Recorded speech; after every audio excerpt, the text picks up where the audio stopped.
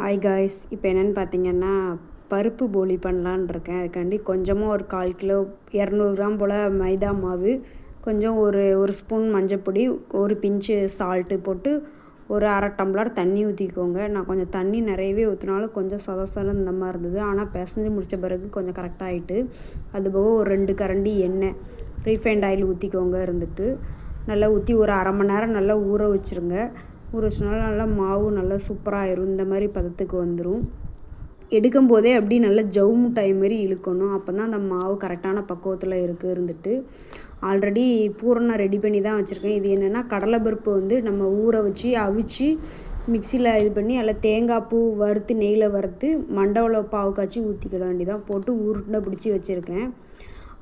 உருண்டை பிடிச்சி வச்சு இதையும் அந்த தட்டில் எண்ணெய் தடவிக்கோங்க. அப்போ தான் எடுக்க முடியும்.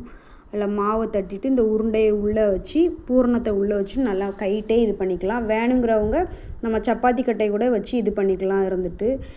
ஒரு பக்கம் அடுப்பில் கல் காஞ்சிட்ருக்கு. அதில் நம்ம நெய் ஊற்றிக்கலாம். நான் நெய் ஊற்றலை, எங்களுக்கு நெய் பிடிக்காதனால எண்ணெய் ஊற்றி இது பண்ணியிருக்கேன்.